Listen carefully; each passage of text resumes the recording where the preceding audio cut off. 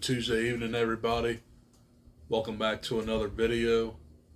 And I'm going to take it easy on you guys tonight. I only got like 2 videos to film tonight, so there's that. So, this first video is going to be my Ghostbusters ranking. So, obviously, I'm going to rank all 5 Ghostbusters movies from worst to best.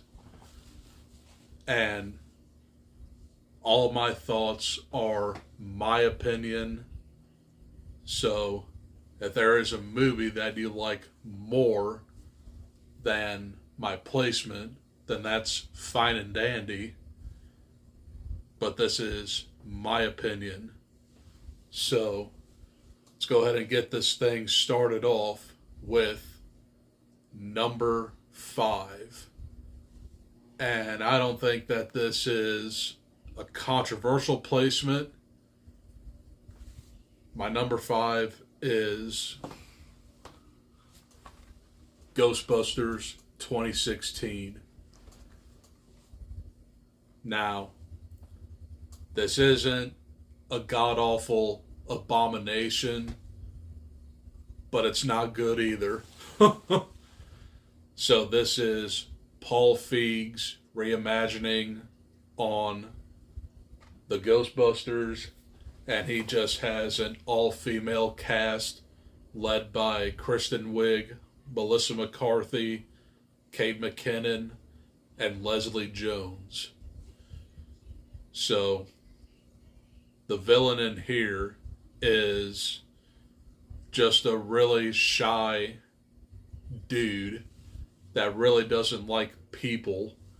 So he decides to off himself, and he possesses people to like raise a ghost army.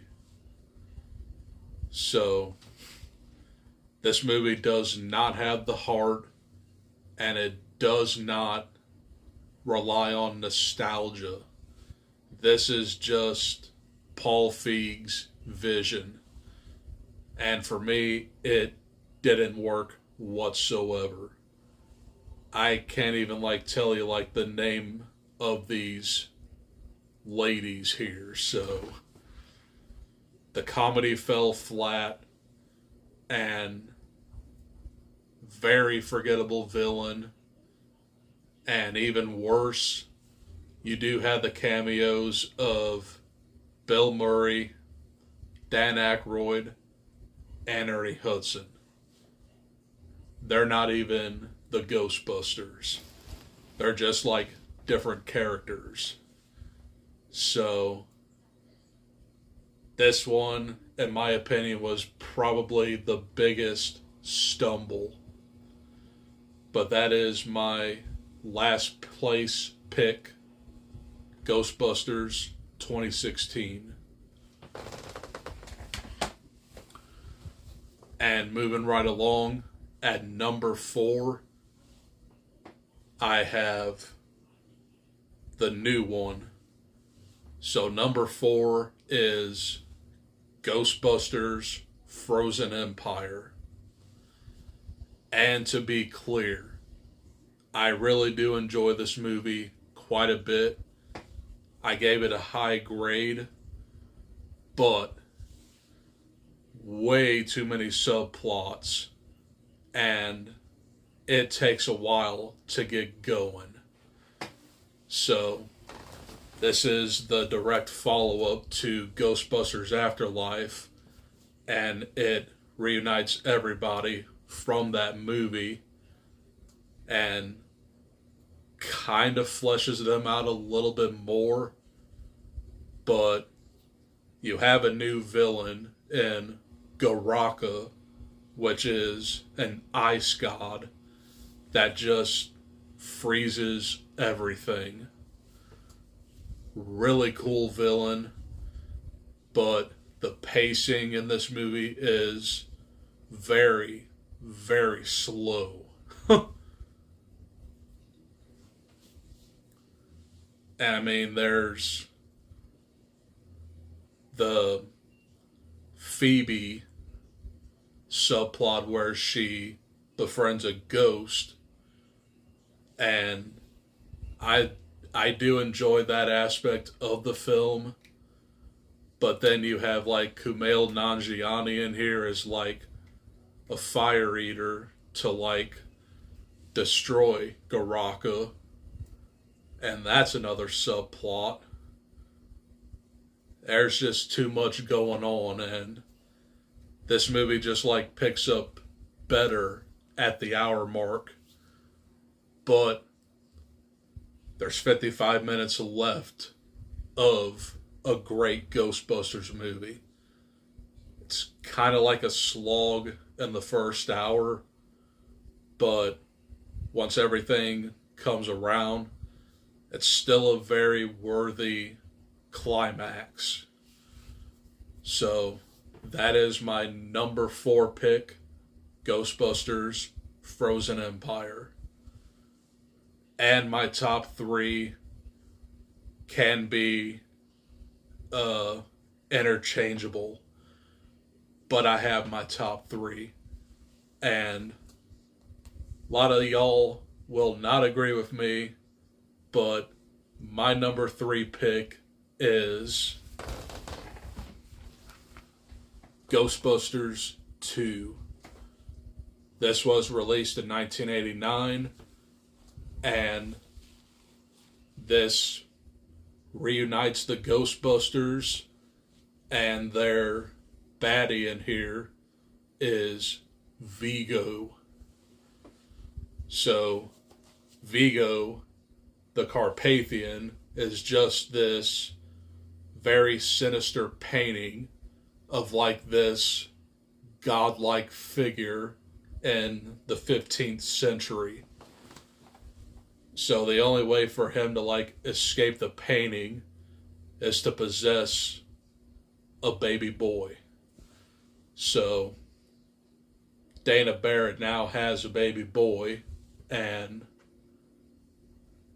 the baby boy's name is Oscar. And you really do get a lot more ghosts in here. That's why I kind of have this higher than the other two, because it still feels like the first one, but it is more fleshed out. You have like very good sequences in here, especially in the courtroom. That's probably like the most horror of this movie. Then you have all the ghosts wreaking havoc in Manhattan, and you also have the final arrival of the Titanic. And there's also pink slime that works as like mood slime, and the only way to like break through is for the citizens of Manhattan to just sing. It's very weird, but I still really do enjoy this one quite a bit. And not to mention, the Ghostbusters are walking the Statue of Liberty. It's ultimate cheese, but it is very, very fun to rewatch. In fact, I think I might have watched this a little bit more than the original. But I'll get into that here in a minute. But that is my number 3 pick, Ghostbusters 2. But my runner-up, and this seems to be a lot of people's runner-up as well. Number 2 is Ghostbusters Afterlife. And this was the legacy sequel that we thought we didn't need, but easily one of the best legacy sequels of a popular franchise ever made. So, this takes place in present day, and it stars Paul Rudd here, and he is like a science teacher, but he's more of like a side character. The actual people that we're following are Carrie Coon, Finn Wolfhard, and McKenna Grace. They are just this family that is related to a fallen Ghostbuster who just so happens to be Egon Spangler. And they moved to their grandfather's farmhouse, and McKenna Grace kind of like befriends him because she has like this PKE meter that lets you know if there is a ghost around. And like I said, it just so happens to be Egon because of the passing of Harold Ramis. And McKenna Grace is definitely the standout in this one and Frozen Empire. I really do enjoy her character quite a bit. But this is really the way to have a legacy sequel for a beloved franchise. It is beat for beat the original climax, and I think that does rely on nostalgia quite a bit, but I really love this climax. For one, you got the original villain in Gozer, and even better, you get the original Ghostbusters reuniting with the new Ghostbusters as well.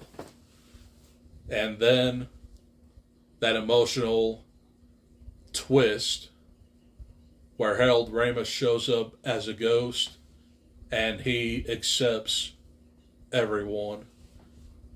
I don't think there was a dry tear in the audience when we watched this. It's very satisfying and very emotional. And once Egon crosses over, it just says, "For Harold." And you just cannot help but hold back the tears. So, my second favorite Ghostbusters movie, Ghostbusters Afterlife. Naturally, number one, process of elimination, is Ghostbusters 1984. And I can see people interchanging this with Afterlife, but this is an iconic 80s comedy classic. Who doesn't love the Ghostbusters? So, you have Bill Murray, Dan Aykroyd, Harold Ramis, Sigourney Weaver, Rick Moranis, Annie Potts, Will Atherton, and very later Ernie Hudson, all in here. And the Ghostbusters starts off as like a misfit team of paranormal investigators, but then they realize that ghosts are coming to Manhattan and chaos ensues. So, this has some very difficult lore in the villain, but Gozer is a very iconic piece to this film. Because once you hear the name Gozer, you automatically think Ghostbusters. There's also the Stay Puft Marshmallow Man, and you also have Slimer as two unofficial mascots to this franchise. This is a perfect movie, and I would do nothing to change it. So, there you have it. That is my ranking on the Ghostbusters franchise.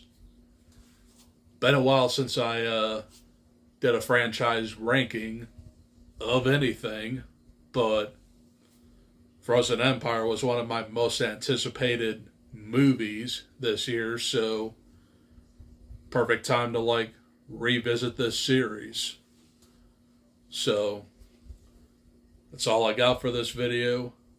Hope you guys enjoyed, and let me know down below where you would rank these 5 movies. So my next video is going to be my immaculate review, and I have some things to say about that movie, I tell you what. So stay tuned for that, and I'll bring that to you guys here in a minute. Adios, peace, and Ghostbusting makes me feel good.